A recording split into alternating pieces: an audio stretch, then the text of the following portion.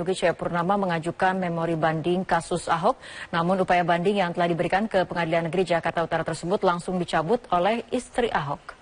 Tim kuasa hukum Basuki Cahayapurnama atau Ahok mengajukan 196 lembar berkas banding pada Senin sore ke Pengadilan Negeri Jakarta Utara di Gambir, Jakarta Pusat. Turut hadir Veronika Tan, istri Ahok yang menemani penyerahan berkas memori banding kasus Ahok. Namun setelah berdiskusi di pengadilan, keluarga akhirnya memutuskan untuk tidak mengajukan permohonan banding. Namun pihak keluarga enggan merinci alasan pencabutan memori banding tersebut. Pengajuan memori banding sedianya dimaksudkan untuk membuktikan kepada publik dan pengadilan bahwa Ahok tidak bermaksud menodaikan agama saat berpidato di Kepulauan Seribu. Ibu, Bu Vero, komentar dikit. Jadi kami keluarga setelah diskusi panjang memang memutuskan untuk melakukan pencabutan banding, ya. Dan besok kami akan menyampaikan alasannya, akan dilakukan press release di Warung Daun di Cikini, ya. Jadi jam 12 ya. Didahului dengan makan siang, kemudian kami akan berikan press release-nya menceritakan alasan kenapa keluarga akhirnya memutuskan untuk mencabut banding. Terima kasih, selamat sore, sampai ketemu besok. Bandingnya dicabut berarti hari ini yang terakhir baru. Presiden Joko Widodo meminta kepada para menterinya untuk menindaklanjuti peluang kerjasama dari hasil pertemuannya dengan beberapa negara di forum KTT One Belt on. Inilah headline news pukul 19 waktu Indonesia Barat. Pemirsa, tim kuasa hukum Basuki Cahayapurnama mengajukan memori banding kasus Ahok. Namun upaya banding yang telah diberikan ke Pengadilan Negeri Jakarta Utara tersebut langsung dicabut oleh istri Ahok. Tim kuasa hukum Basuki Cahayapurnama atau Ahok mengajukan 196 lembar berkas banding pada Senin sore ke Pengadilan Negeri Jakarta Utara di Gambir, Jakarta Pusat. Turut hadir Veronika Tan, istri Ahok yang menemani penyerahan berkas memori banding kasus Ahok. Namun setelah berdiskusi di pengadilan, keluarga akhirnya memutuskan untuk tidak mengajukan permohonan banding. Namun pihak keluarga enggan merinci alasan pencabutan memori banding tersebut. Pengajuan memori banding sedianya dimaksudkan untuk membuktikan kepada publik dan pengadilan bahwa Ahok tidak bermaksud menodaikan agama saat berpidato di Kepulauan Seribu. Ibu, Bu Vero, komentar dikit. Jadi kami keluarga setelah diskusi panjang memang memutuskan untuk melakukan pencabutan banding, ya.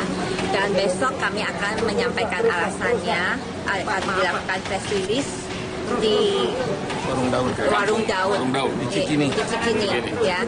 Jadi jam 12 ya. Didahului dengan makan siang, kemudian kami akan berikan press release-nya menceritakan alasan kenapa keluarga akhirnya memutuskan untuk mencabut banding. Terima kasih, selamat sore, sampai ketemu besok. Bandingnya dicabut berarti hari ini yang terakhir baru.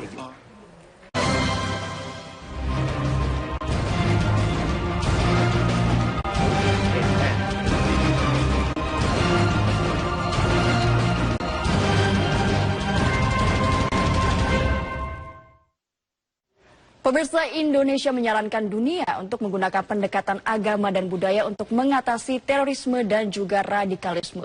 Presiden Jokowi meminta semua kepala negara yang hadir di konferensi tingkat tinggi negara Arab, Islam, dan Amerika harus berani menjadi bagian solusi, bukan menjadi bagian dari masalah.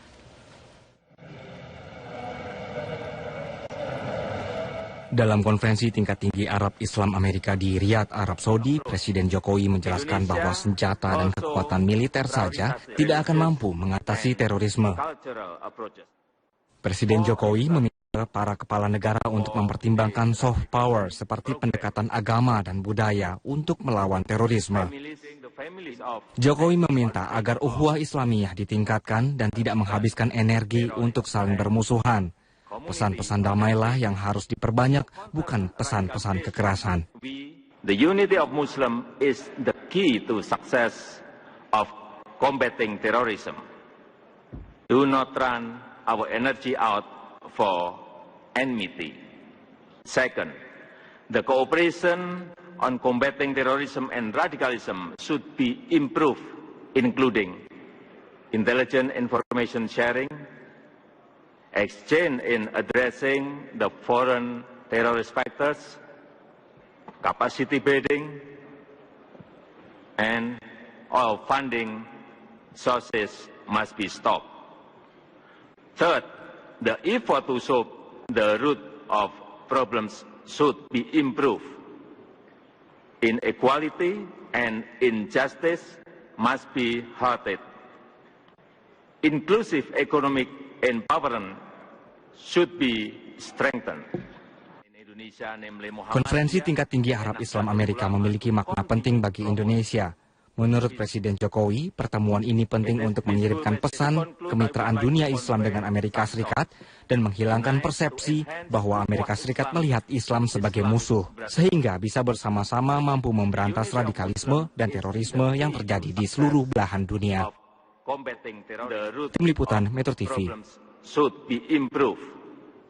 Pemirsa, dalam KTT Arab Islam Amerika, Presiden Joko Widodo mengatakan Indonesia meyakini pentingnya menyeimbangkan pendekatan hard power dengan pendekatan soft power dalam mengatasi radikalisme dan juga terorisme. Sebanyak 55 pemimpin negara-negara Arab yang mayoritas berpenduduk Muslim bersama dengan Amerika dan negara undangan lainnya mengikuti KTT bertema Bersama-sama Kita Menang pada 20 hingga 21 Mei lalu. Untuk itu pemirsa, untuk membahas peran Indonesia dalam KTT tersebut dalam mengatasi radikalisme dan terorisme, di studio kami sudah hadir Guru Besar Politik Internasional Bapak Alexius Jemadu. Selamat siang Pak Alex. Selamat siang. Iya, ini Indonesia diundang dalam KTT Arab Islam dan Amerika Serikat. Ya. Sebenarnya apa makna dari diundangnya Indonesia dalam KTT ini, Pak? Ya, sebenarnya memiliki makna yang sangat penting bagi Indonesia karena ini adalah satu apresiasi terhadap identitas politik luar negeri Indonesia saat ini yang memproyeksikan dirinya ke dunia internasional sebagai satu kekuatan moderat dan kekuatan yang membawa damai ya di region Asia Tenggara maupun secara global. Jadi kita makna penting sekali bahwasanya Presiden Jokowi diundang ke suatu KTT yang prestigious seperti ini di mana dihadiri oleh negara-negara Arab termasuk Amerika Serikat juga ada di dalamnya ya. Ya, lalu banyak sekali tentunya seperti tadi diungkapkan oleh Bapak, keuntungan yang dimiliki oleh Indonesia untuk hadir dalam KTT ini. Apa saja keuntungannya? Keuntungannya yaitu kita mempunyai satu, Presiden Jokowi mendapatkan panggung untuk menunjukkan bahwa Indonesia berperan serta di dalam mengatasi satu isu global, isu terorisme saat ini. Sangat penting untuk Jokowi untuk itu. Dan juga yang kedua yaitu mempertegas bahwa Indonesia sangat konsisten. Ya, menunjukkan kepada dunia bahwa kami juga adalah korban dari terorisme dan tapi kami ingin mengedepankan suatu pendekatan yang lebih soft ya, menggunakan soft power ya, dia terkait agama dan budaya itu yang dikemukakan oleh Jokowi dan itu adalah potensi yang dimiliki oleh Indonesia. Ya, kita bisa hidup rukun ya, berbagai agama ada di Indonesia, kita sudah menunjukkan melalui demokrasi yang kita jalankan dan ini adalah kesempatan menunjukkan kepada dunia internasional Indonesia memiliki sesuatu potensi untuk memberikan kontribusi mengatasi masalah radikalisme dan terorisme di Indonesia politik global ya. Oke. Lalu kita sudah lihat bagaimana Presiden Jokowi memberikan ceramahnya atau speech-nya di depan sejumlah pemimpin negara-negara Arab Islam Amerika, lalu pesannya adalah untuk memerangi radikalisme kita harus menggabungkan adalah hard power dengan soft power. Nah, apakah sudah tepat apa yang disampaikan oleh Joko Widodo atau ada yang ingin ditambahkan, mungkin ada yang pesan yang mungkin tidak tersampaikan di dalamnya? Ya, saya pikir sudah tepat apa yang disampaikan oleh Presiden Jokowi ya, dan kita melakukannya di dalam negeri ya. Selain law enforcement, pemerintah juga melakukan deradikalisasi yang oleh dunia internasional juga diakui sebagai suatu upaya yang positif ya, bahkan ingin meniru dari apa yang dilakukan oleh Indonesia. Tetapi kita juga ingin memberikan pesan, saya kira Presiden Jokowi memberikan pesan bahwa Indonesia tidak memihak kepada kekuatan manapun ya di Timur Tengah. Kita lihat bahwa itu adalah konteksnya persaingan Arab Saudi dan Iran, tapi kita menjaga satu jarak yang sama antara dua kekuatan besar itu. Disitulah sebenarnya identitas politik bebas aktif Indonesia dinyatakan kepada dunia internasional dan kita memiliki kredibilitas untuk itu. Jadi Indonesia benar-benar memiliki panggung untuk menyatakan pesan perdamaian terhadap negara-negara lainnya di dunia gitu ya. Betul. Ingin berkontribusi. Betul. Dan kita ingin mengingatkan juga Presiden Trump ya bahwasannya permusuhan terhadap dunia Islam itu bukan solusi untuk mengatasi masalah ini. Justru dia harus mengembrace ya, merangkul kekuatan moderat seperti Indonesia untuk mengatasi masalah yang mengganggu keamanan global, termasuk mengganggu keamanan Indonesia juga ya. Jadi saya pikir kehadiran Presiden Jokowi itu sudah satu hal yang sangat positif ya, menambah kredibilitas Indonesia dan hendaknya kita harus meningkatkan terus ya identitas kita sebagai kekuatan moderat dan sebagai kekuatan yang membawa damai ke dunia internasional. Iya, kita akan berbincang lagi, kita akan lanjutkan perbincangan kami, tetapi kita lihat dulu informasi berikut ini pemirsa. Konferensi tingkat tinggi Arab Islam Amerika diikuti oleh 55 pemimpin negara-negara Arab dan juga bermayoritas berpenduduk Muslim dan serta Amerika Serikat. Tema tahun ini membahas peningkatan aksi ekstremisme, radikalisme dan juga terorisme. Dan berikut adalah pendapat para kepala negara. This is not a battle between different faiths, different sects, or different civilizations. This is a battle between barbaric criminals who seek to obliterate human life and decent people, all in the name of religion.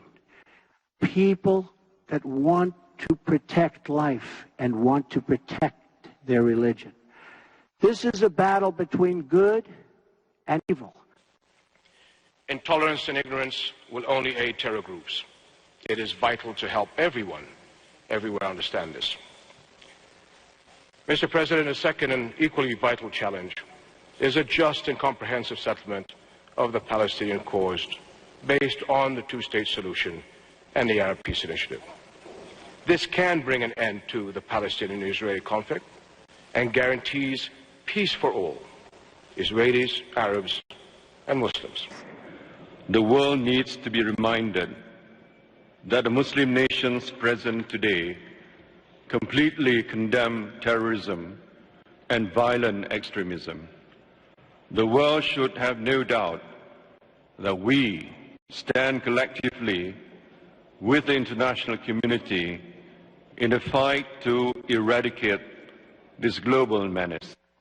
Nah, Pak Alex, tadi kita sudah bersama-sama melihat bagaimana pendapat ataupun pesan-pesan perdamaian disampaikan oleh sejumlah kepala negara. Pendapat Bapak seperti apa? Ya, saya lihat Presiden Trump menggunakan panggung ini, kesempatan ini untuk sedikit memperbaiki reputasinya ya. Karena pada awal-awal dia dilantik menjadi Presiden Amerika Serikat, dia menyatakan satu retorika yang kurang bersahabat dengan dunia Muslim ya. Apalagi kepres yang dikeluarkannya juga terhadap 7 negara yang mayoritas beragama Muslim itu juga mengundang kecaman ya Pak ya. Saya pikir Presiden Trump mulai sadar bahwa dia tidak bisa melakukan pendekatan black and white seperti itu atau mengeneralisasi ya, karena ini masalah yang sangat kompleks.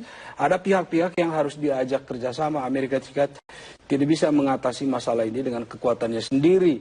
Seberapa besar pun kekuatan yang dimiliki Amerika tidak bisa dia lakukan itu, dan kelihatannya Presiden Trump dari statementnya sudah mulai sadar akan hal itu, pentingnya kerjasama internasional termasuk dengan negara-negara moderat ya, seperti yang tampil di KTT di Arab Saudi. Nah, dengan pesan perdamaian yang disampaikan oleh Presiden Trump dan juga kita juga agak kaget sebenarnya Presiden Trump akhirnya datang ke KTT ini. Apakah nanti suasananya akan lebih adem, Pak? Oleh orang-orang yang tadinya mengecam atas perilaku Trump yang seperti itu. Ya, saya pikir terlalu pagi untuk memastikan. Terlalu buru-buru ya, Pak ya? Bagaimana orang akan menilai dari tindakan yang dia lakukan ya, kebijakan real, langkah-langkah yang selanjutnya yang dilakukan oleh Trump. Tapi setidaknya ini satu awal yang baik ya, bahwasanya dia ingin kerjasama, ingin bahwa Amerika, satu pengakuan bahwa Amerika tidak bisa menyelesaikan masalah ini sendiri. Dia perlu merangkul begitu banyak negara, kekuatan moderat, termasuk Indonesia di dalam mengatasi terorisme. Tetapi langkah-langkah selanjutnya itu masih perlu dilihat ya, apa yang dilakukan oleh beliau, apakah betul-betul dia ingin kerjasama atau hanya mementingkan ya Karena jangan lupa Presiden Trump itu adalah seorang yang sangat pragmatis juga. Dia datang ke Arab Saudi itu banyak kepentingan lain juga di situ, di samping mengajak untuk mengatasi masalah terorisme, ada kepentingan bisnis, penjualan senjata dan lain sebagainya, dan itu penting sekali untuk ekonomi dalam negeri Amerika. Oke, baik. Terima kasih Pak atas dialognya pada siang hari ini. Kita tentu berharap agar bersama-sama kita semua menang untuk melawan radikalisme dan juga terorisme seperti tema yang diangkat dalam KTT yang kali ini. Terima kasih Pak Alex. Selamat beraktivitas kembali. Pemirsa, 3 dari 6 tersangka meninggalnya